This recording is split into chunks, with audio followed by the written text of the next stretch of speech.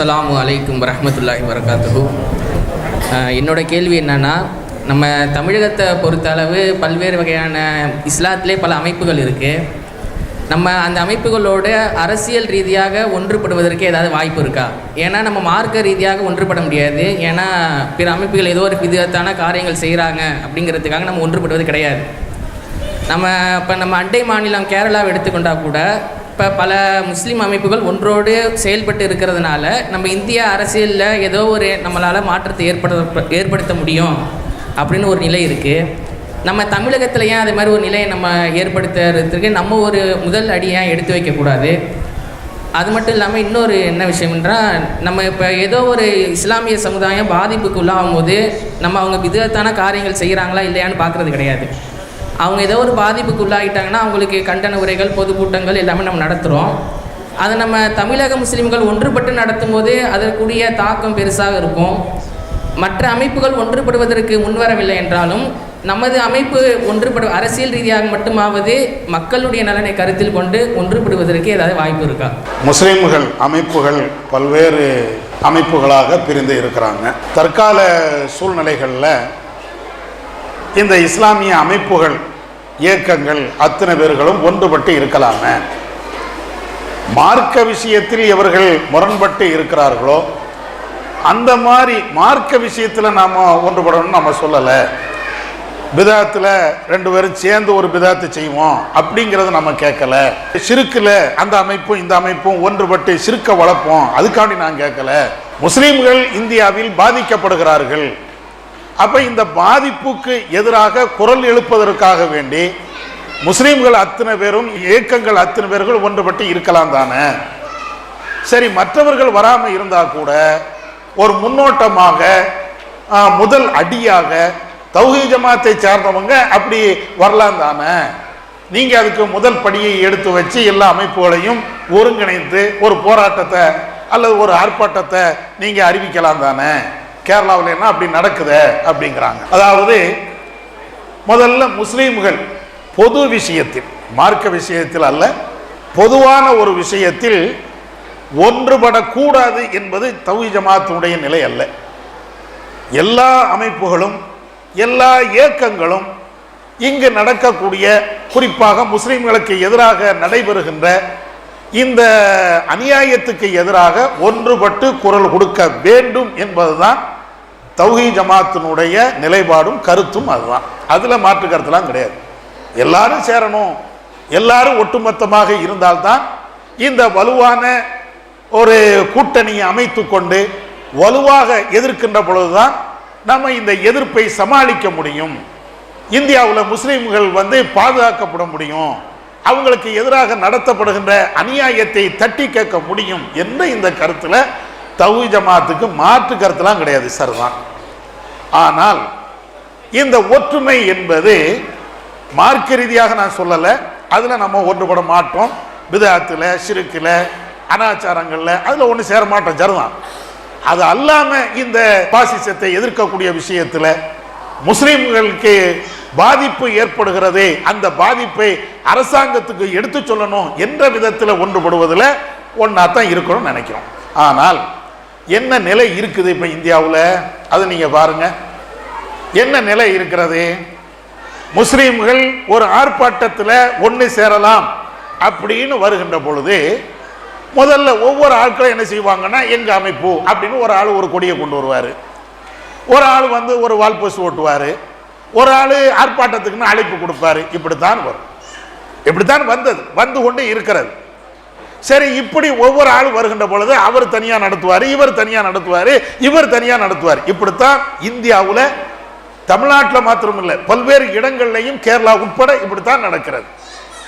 சரி, ஒன்றுபட்டு நீங்க நடங்க அப்படின்னு சொன்னா அப்பவும் என்ன பிரச்சனை நடந்துச்சு? நான் எதிர்காலத்தை பத்தி சொல்லலை, ஏற்கனவே நடந்த நிகழ்வுகளை பத்தி சொல்றேன். என்ன நிகழ்வு நடந்துச்சு? சென்னையில் ஒரு ஆர்ப்பாட்டம் நடந்தது.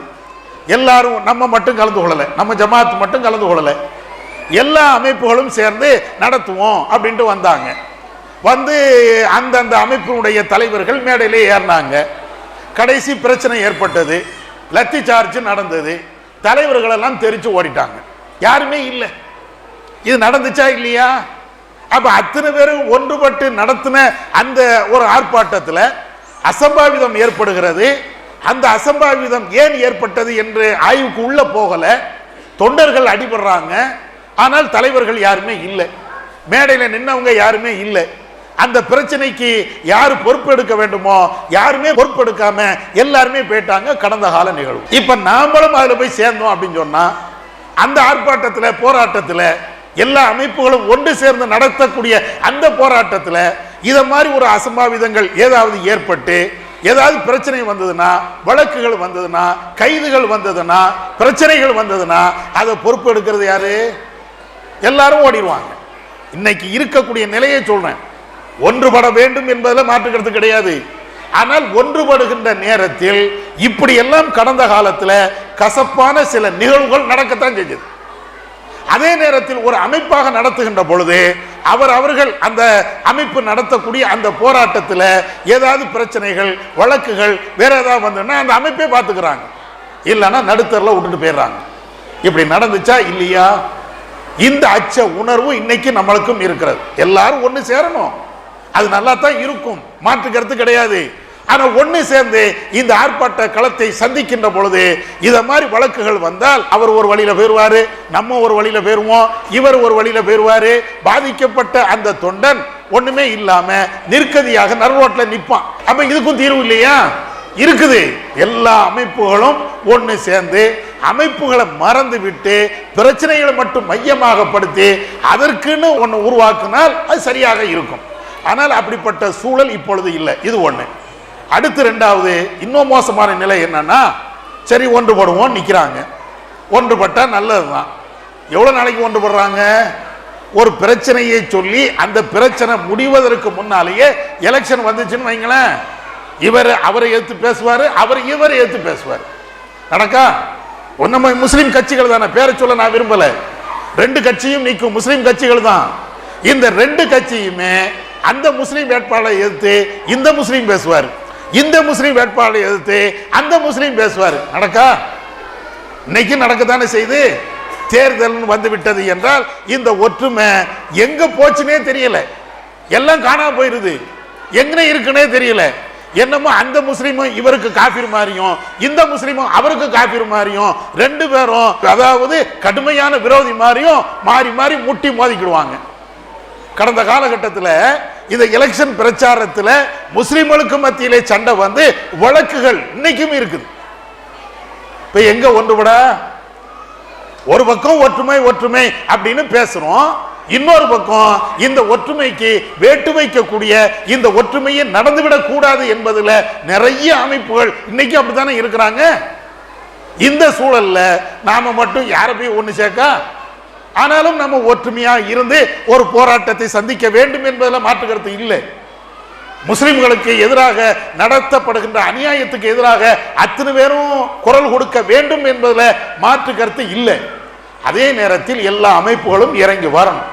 அந்த தலைமை வேண்டாம், எங்களுக்கு கொடி வேண்டாம், எங்களுக்கு சின்னங்கள் வேண்டாம், எங்களுக்கு இது மாதிரி வேற எந்த இதுவும் வேண்டாம், மொத்தமா நிற்போம். எந்த அமைப்பின் சார்பு இல்லாம, எந்த கொடியின் பேரும் இல்லாம, எந்த இயக்கத்தின் பேரும் இல்லாம நம்ம சேருவோம்னு வரணும். அப்படி வந்தா வேண்டுமானால் அது மாதிரி ஒன்று ரெண்டு தண்ணி எழுச்சியாக வந்துச்சு. சிஐஏ போராட்டம், என்ஆர்சி போராட்டம்னா நடத்தினோம்ல, எல்லா மக்களும் சேர்ந்தாங்க, நம்மளும் போய் நின்னோம், முஸ்லீம்களும் போய் நின்னோம், தௌஹீத் ஜமாத் எல்லாரும் போய் நின்னோம். அதுல எந்த கொடியும் இல்லை, எந்த அமைப்பு தலைவர்களும் இல்லை, எல்லாம் அங்கங்க இருக்கக்கூடிய முஸ்லீம்கள் அங்கங்க ஆர்ப்பாட்டத்தை அந்த மாதிரி எழுச்சி வரணும். இந்த ஒற்றுமைக்கு ஒட்டுமொத்த இஸ்லாமியர்களுடைய எழுச்சி வேணும், அது மிக முக்கியம். இயக்கங்களுடைய எழுச்சி மட்டும் இருந்தா பத்தாது. இந்த விவகாரத்துக்கு, அதாவது இது மாதிரி அடக்குமுறைகளுக்கு, முஸ்லிம்களுக்கு எதிராக நடைபெறுகின்ற இது போன்ற கொடுமைகளுக்கு எல்லாம் தன்னெழுச்சியான முஸ்லிம்களுக்கு மத்தியில தன்னெழுச்சியான ஒரு போக்குவரத்து. அப்படின்னா அரசியல் கலப்பு இல்லாம, ஏக்க கலப்பு இல்லாம, ஏக்கத்தினுடைய சிந்தனைகள் இல்லாம, கொடிகள் இல்லாம, எதுவுமே இல்லாம வரலாம். சிஏஏ போராட்டத்தில் அப்படி வந்தது அந்த மாதிரி சிந்தனை தான். அதனாலதான் அரசாங்கமும் பயப்படுது. ஒரு ஏக்கம், 4 ஏக்கம் சேர்ந்து ஒரு பிரச்சனையை கையாளுவதை விட ஒட்டுமொத்த இஸ்லாமியர்களும் தன்னெழுச்சியாக வருவதுதான் இந்த பிரச்சனைக்கு தீர்வு. இல்லைன்னா நானும் இப்படி பேசிட்டு போகலாம், இன்னொரு அமைப்பு தலைவரும் இப்படி பேசிட்டு போகலாம், ஒவ்வொரு ஆளும் பேசிட்டே போயிருக்கலாம். அந்த ஒற்றுமை வேணும், இந்த ஒற்றுமை வேணும் அப்படின்னு பேசலாம். அல்லது மேடையில் 4 தலைவர்கள் ஏறி கையை தூக்கிட்டு நாங்கள் எல்லாம் ஒற்றுமையாக இருக்கலாம் அப்படின்னு போட்டோவுக்கு போஸ் கொடுத்துட்டு போகலாம். இது எல்லாம் நடக்கும். நடைமுறை என்ன? நடைமுறையில் எது சாத்தியம்னா ஒட்டுமொத்த முஸ்லிம்கள் தன்னெழுச்சியாக வரணும். ஏன்னா இதுல ஒரு அமைப்பா பாதிக்கப்படுது. நீங்க யோசிச்சு பாருங்க, முகமது அஹ்லாக்கு படுகொலை செய்யப்படுறாரு, மாட்டு இறைச்சியின் பேரால பல்வேறு ஆட்கள் கொலை செய்யப்பட்டாங்க. அல்லது முஸ்லிம்களுக்கு என்று பல்வேறு துன்பங்கள் இன்னைக்கும் நடந்து கொண்டுதான் இருக்கிறது. என்ன இயக்கத்தை பார்த்தா செய்யறாங்க, தௌஹீத் ஜமாத்து, அதனால இவங்களுக்கு இவ்வளவு பெரிய பாதிப்பு இல்லை, இது இந்த அமைப்பு அதனால இந்த பாதிப்பு அப்படியா வருது? இயக்கத்தில் இருந்தாலும் இயக்கத்தில் இல்லாம இருந்தாலும் நீ முஸ்லீம் என்பதற்காக வேண்டி இந்த பாதிப்புலாம் வருது. அப்ப என்ன வரணும்? ஒட்டுமொத்த முஸ்லீம்களும் அது எழுச்சி பெறணும். ஒட்டுமொத்த முஸ்லீம்களும் இதுக்கு எதிராக குரல் கொடுக்கணும். அப்படி குரல் கொடுக்கின்ற பொழுது இந்த ஒற்றுமையும் வரும். அமைப்புகள் அங்க யாருமே நிக்க மாட்டாங்க, தலைவர்கள் யாருமே அங்க நிக்க மாட்டாங்க. தலைவர்கள் எல்லாருமே நீ வா நீ வா என்று சொல்ல வேண்டிய அவசியம் இல்லை, வால் போஸ்ட் ஒட்டணும்னு அவசியம் இல்லை, ஒவ்வொரு ஆட்களுக்கும் அழைப்பு கொடுக்கணும் அவசியம் இல்லை. எழுச்சி வந்தால் எல்லாரும் ரோட்டுக்கு வந்துருவாங்க. அதுதான் வேணும். இந்தியாவுக்கு அதுதான் தேவை. ஆனா நிறைய இஸ்லாமியர்கள் இன்னும் விழித்து கொள்ளாமல் தூங்கி கொண்டு இருக்கிறோம். ஏதாவது முஸ்லிம்களுக்கு ஒரு பிரச்சனைன்னு வந்துட்டு வைங்களேன், அந்த அமைப்பு போராடும், இந்த அமைப்பு போராடும், அந்த அமைப்பு பார்த்துக்கணும் அப்படின்னு இருக்கிறாங்க. அதுதானே இப்பவும் யதார்த்தம். அதனால இந்த மாதிரி ஒற்றுமையோடு வலுவாக நாம எதிர்க்க வேண்டும் என்றால், முஸ்லிம்களுக்கு எதிராக நடைபெறுகின்ற இந்த சூழ்ச்சிகளை முறியடிக்கப்பட வேண்டும் என்றால் முஸ்லிம்கள் தன்னெழுச்சியாக வருவதுதான். எல்லா முஸ்லிம்களும் களத்தில் இறங்கிட்டா அந்த அமைப்பே தேவையில்லைன்னு ஆயிடும்.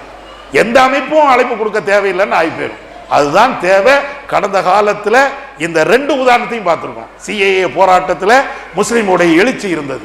எல்லாரும் வந்தாங்க, களத்துக்கு வந்தாங்க. ஆண்கள், பெண்கள், குழந்தைகள், முதியவர்கள் அத்தனை பேரும் வந்தாங்க. ஜமாத்தின் சார்பில் அப்படி ஒரு போராட்டத்தை ஆரம்பிச்சோம். அதற்கு பின்னால நம்ம ஜமாத்தின் சார்பில் போராட்டம் நடத்தல, எல்லாரும் அப்படியே களத்தில் இறங்கினாங்க. அது ஒரு எழுச்சி. அப்படிதான் வரணும். 1-2 அமைப்புகள் அதுக்கு எதிராக ஆர்ப்பாட்டம் பண்ணி இருந்தாலும் அதுக்கு பின்னால மக்களுடைய எழுச்சியினால ஒட்டுமொத்த முஸ்லிம்களும் இந்தியா முழுவதும் போராடினாங்க. அதுதான் வேணும். அதே மாதிரி அமைப்பு ரீதியாக ஒன்றுபட்டு போராடுகின்ற அந்த நேரத்தில் இத மாதிரி சில கசப்பான நிகழ்வுகள் நடந்தது. அதனால அதையும் நம்ம மனசுல வைத்துக்கொண்டு முஸ்லிமுடைய எழுச்சி தான் இதுக்கு சரியான தீர்வாக இருக்கும்.